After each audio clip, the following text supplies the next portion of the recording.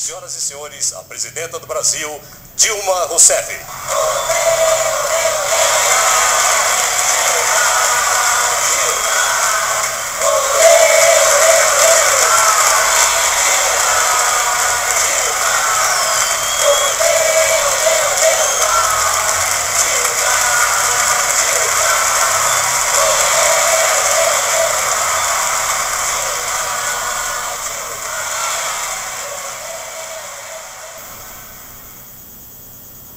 Eu queria dizer, companheiros e companheiras, que ninguém sabe com precisão quando a humanidade, nós, passamos a usar as décadas como medida do tempo histórico.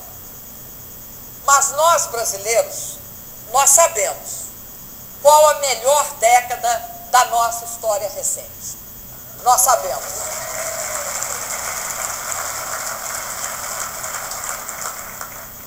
E essa década é precisamente a década que começamos a comemorar agora, com a alegria e a força que este momento merece. É a década da esperança, a década do otimismo, a década da reconstrução nacional, a década da nossa autoestima, a década do despertar da força do nosso povo. São 10 anos e, além do presidente Lula, outros disseram, um tempo histórico pequeno, mas um tempo histórico tão longo para nós que lutamos por ele, do governo dos trabalhadores. 10 anos de governo das forças progressistas, 10 anos de governo verdadeiramente do povo, para o povo e pelo povo, como está escrito nesse cartaz atrás aí. Eu sei que essa frase enfatiza a reivindicação que nós, do Partido dos Trabalhadores e dos partidos aliados, fizemos da forma de governar o Brasil, da transformação pacífica, democrática, decisiva e profunda, que levou o povo brasileiro, pela primeira vez, à condição de protagonista da sua história. Foi com a força do nosso povo que nós fizemos essa mudança. E nós temos certeza que a força do povo, ela é insuperável. A força do nosso povo está vencendo a influência de séculos de passado, de um passado escravista colonial, de desequilíbrios socioeconômicos, de extrema concentração de renda, de gritantes desigualdades regionais, de fome, de desabrigo e de crônico atraso que nós sabemos, educacional e tecnológico. A força do povo está também, ao longo desses 10 anos, colocando no lugar de tudo isso, uma nação moderna, uma nação muito menos desigual, com uma economia mais dinâmica, mais competitiva e com um modelo de desenvolvimento que nós temos muito orgulho, se destaca no mundo inclusive onde as desigualdades aumentam ao invés de diminuir. Se destaca no mundo por ter um eixo estruturante, que é o que nós consideramos ser um motor econômico, a inclusão social e um profundo compromisso do nosso país com o desenvolvimento ambientalmente sustentável. Agora, tem uma característica diferenciada nessa década. E essa característica, ela é marcante. Essa década, companheiros e companheiras, tem milhões de construtores, mas essa década teve e tem seu líder. Esse grande líder chama-se Luiz Inácio Lula da Silva. Mas eu recolho nesse nesse compasso, um pouco fora de ritmo de algumas críticas, um precioso elemento para uma análise que eu quero compartilhar com vocês. Eu pergunto e ao mesmo tempo comento, presidente, como reagem agora determinados setores frente ao avanço inquestionável do Brasil na superação da miséria? De duas formas. Alguns tentam dizer que este feito não passa de um mero jogo estatístico. Outros preferem inverter o significado das coisas e destacar de forma exagerada o que ainda falta ser feito, omitindo deliberadamente o muito que já se conseguiu fazer. Eu respeito e defendo o direito de expressão de opiniões alheias, mas não posso me calar diante delas. Como se pode chamar de mero jogo estatístico a garantia de uma renda mínima de R$ 70 a cada membro das famílias que até pouco tempo faziam parte de uma grande legião de famintos? Como pode ser mero jogo estatístico oferecer a boa parte das pessoas, destas pessoas, além da ajuda financeira, educação, formação profissional, água, luz e emprego? Como pode ser mero jogo estatístico oferecer semente, crédito e apoio técnico, não é, Pepe, para famílias de agricultores paupérrimos, até então abandonados nos grotões desse imenso país? E a fome de antes era o quê? E a falta de feijão, de pão, de roupa, de escola era o quê? E a mãe sem comida e sem remédio de antes, que não tinha remédio para dar a seus filhos, era o quê? Aceitar isso calado, passivo, ausente, era o quê? Não seria este sim o verdadeiro e trágico jogo de desprezo à vergonhosa e omissa estatística da miséria?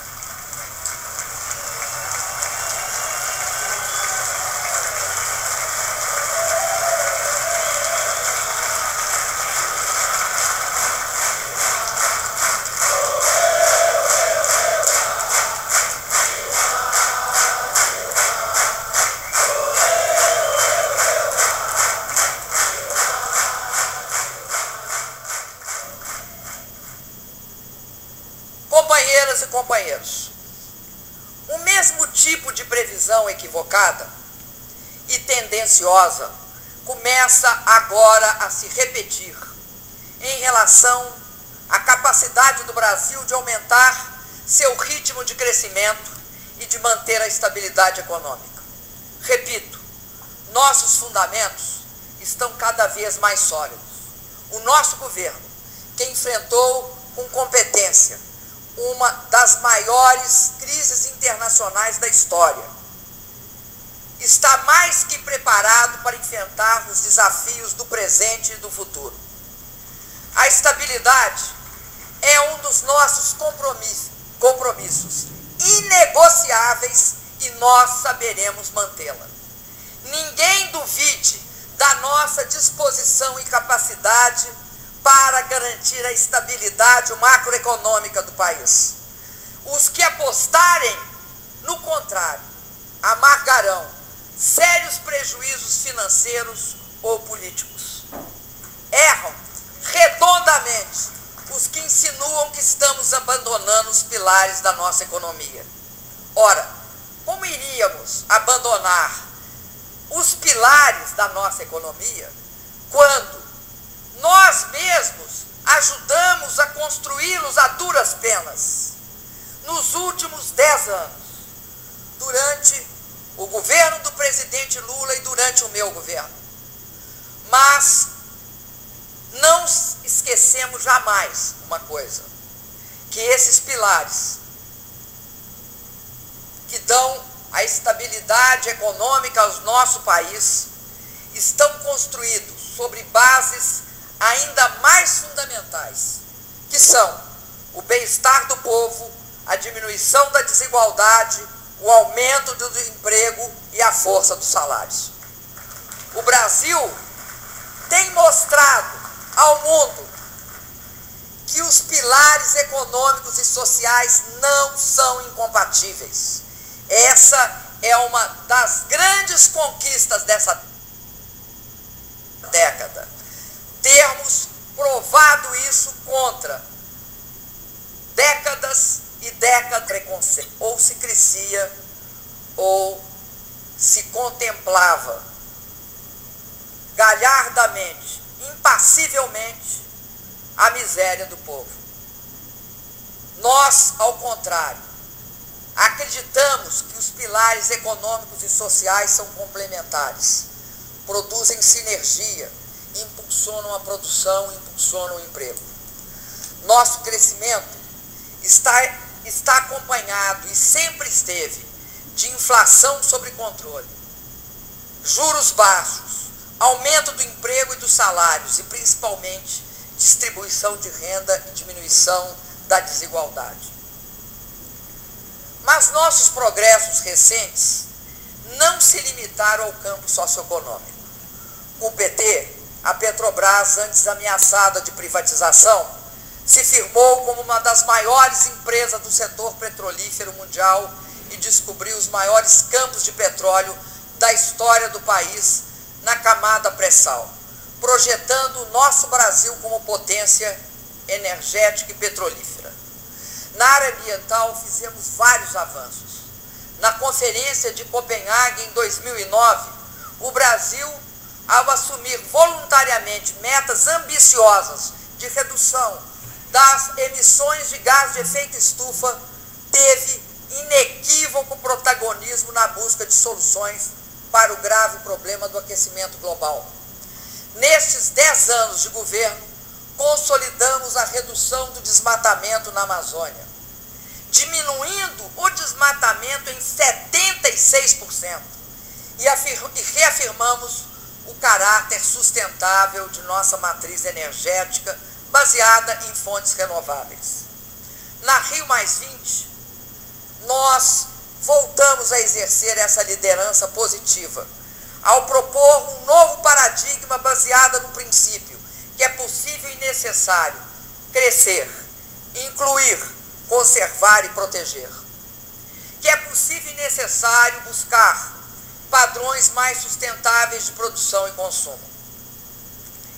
Não podemos esquecer a importância da nossa política externa, que contribuiu para aumentar nossa participação no comércio mundial, que mudou o patamar da integração da América do Sul, fortalecendo o Mercosul e criando a Unasul e a CELAC.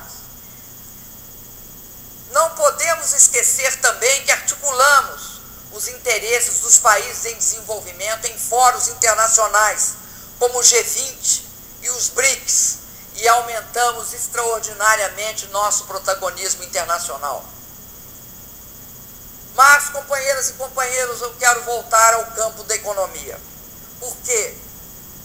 No campo da economia, nesses últimos 2 anos, nós desoneramos a folha de pagamento, cortamos IPI, ampliamos o Simples Nacional, fizemos um novo regime de concessões para rodovias, ferrovias, portos e aeroportos. E por isso, estamos implementando uma política anticíclica, uma política contra a crise, sem perder o grande rumo já traçado de crescimento inclusivo e autossustentado. Mesmo num ano difícil, como foi o ano de 2012, nós conseguimos muitos avanços. Continuamos com o regime de quase pleno emprego, ostentando a mais baixa taxa de desemprego da nossa história. Mantivemos a inflação sob controle e os ganhos salariais acima da inflação. Levamos os juros para as taxas mais baixas de todos os tempos.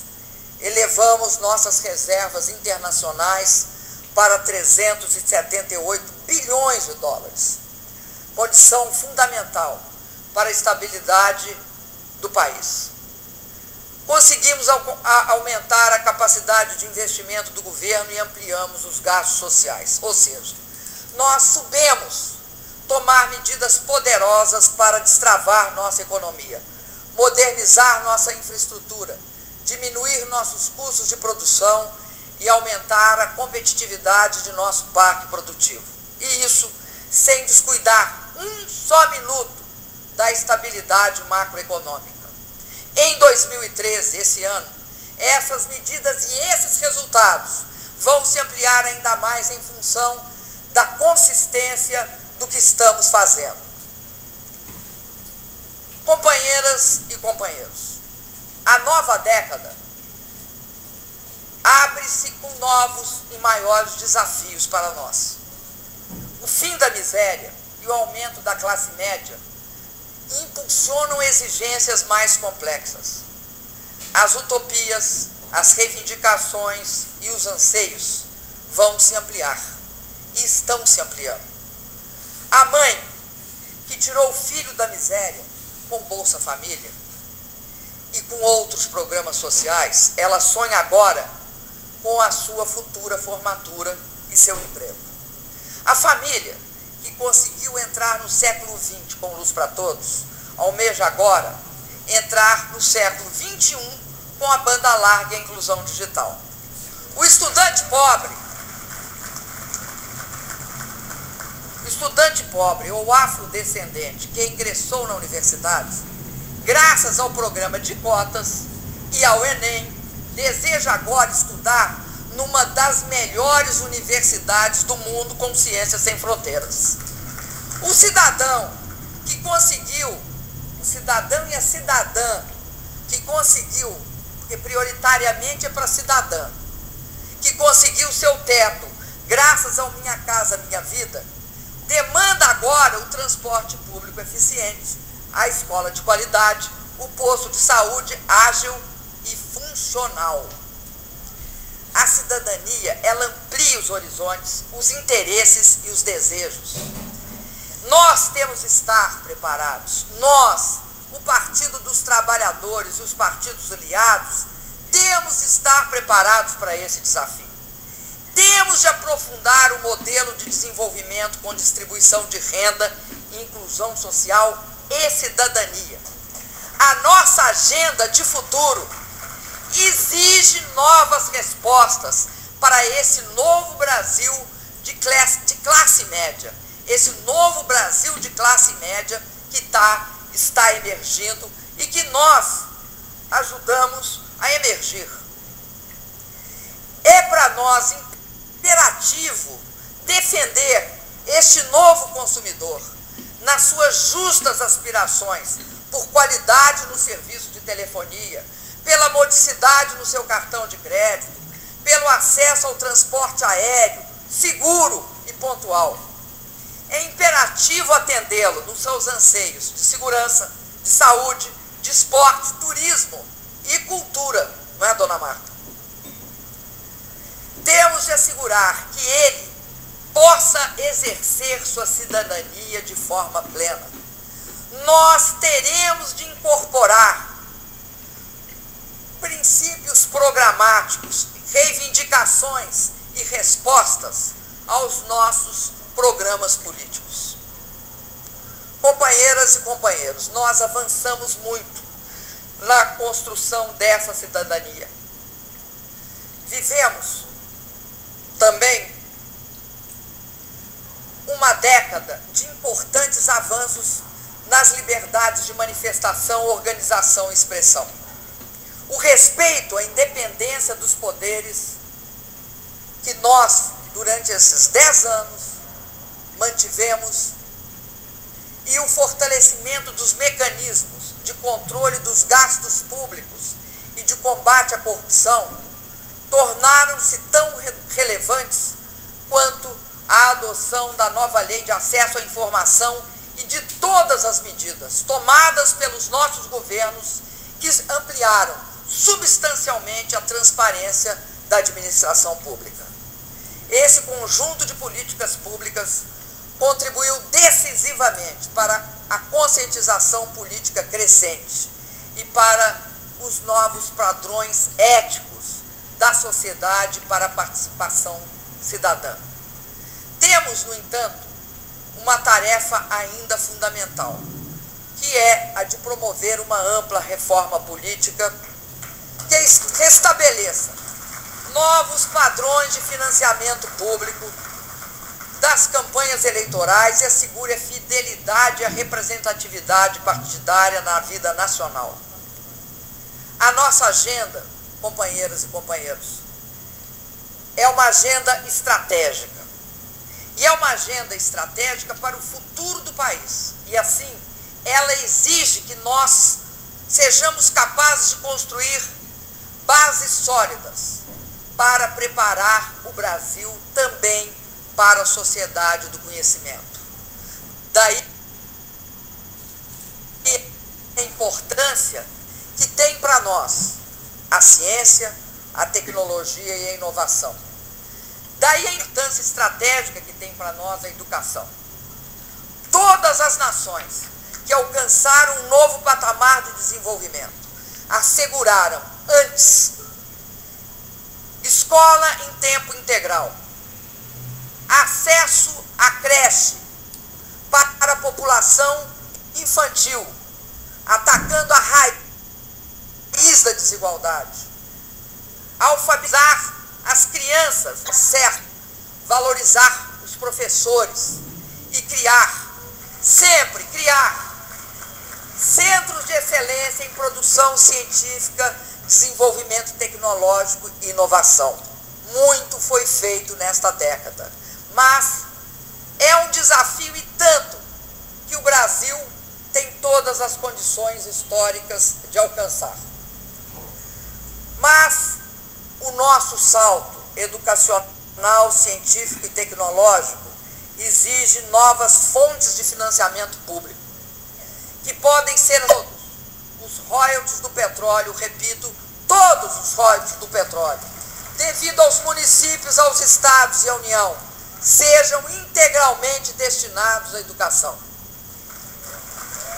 Para concluir, companheiras e companheiros, os avanços que conseguimos e muitos dos que estamos próximos de alcançar nos dão a certeza de que o Brasil vai avançar muito mais. Eu poderia dizer que nós vamos avançar porque somos um país rico, porque temos um modelo de desenvolvimento próprio, diferenciado, porque nós somos um país de classe média, porque temos uma democracia sólida e um Estado que sabe seu papel correto na articulação de políticas sociais e econômicas. Eu poderia afirmar tudo isso e ressaltar que são estas as principais garantias de que vamos continuar avançando. Mas eu prefiro dizer diferente. Eu prefiro dizer que o que vai garantir o nosso avanço é a força criativa, a força produtiva e a força libertária do nosso povo. Essa é a energia vital que vai continuar alimentando as correntes de mudança que jamais serão interrompidas nesse nosso Brasil. Eu poderia dizer também, companheiros e companheiras, que a nossa experiência, a nossa garra e a capacidade de luta que nós do PT, nós dos partidos demonstramos todos esses anos, são as garantias de que vamos continuar avançando, fazendo um governo do povo, para o povo e pelo povo. Mas eu prefiro dizer diferente. Digo do fundo do meu coração que o que vai garantir isto é o amor que sentimos pelo povo brasileiro e pela democracia. Mas é imprescindível registrar as lideranças históricas que nos inspiraram a percorrer esse novo caminho do Brasil, como Celso Furtado, Paulo Freire, Perseu e Lélia Abramo, Florestan Fernandes, Apolônio de Carvalho, Milton Santos, Enfio e o nosso querido ex-vice-presidente José Alencar. Eles tinham esse mesmo amor pelo Brasil, esse amor que nos dá forças para enfrentar todas as adversidades e também para corrigir os nossos erros. O mesmo amor pela democracia que nos faz respeitar as diferenças. O mesmo amor que nos sugere convidar todos os homens e mulheres de boa vontade a entrar na nossa caminhada. Essa é uma história de amor que construímos com o povo brasileiro. É uma história de tão permanente lealdade e alegria, que é daquelas histórias, presidente, que não precisam de um final feliz, porque é uma história de amor que nós sabemos nunca terá fim. Viva o PT, viva os partidos aliados, viva o Brasil, viva o povo brasileiro.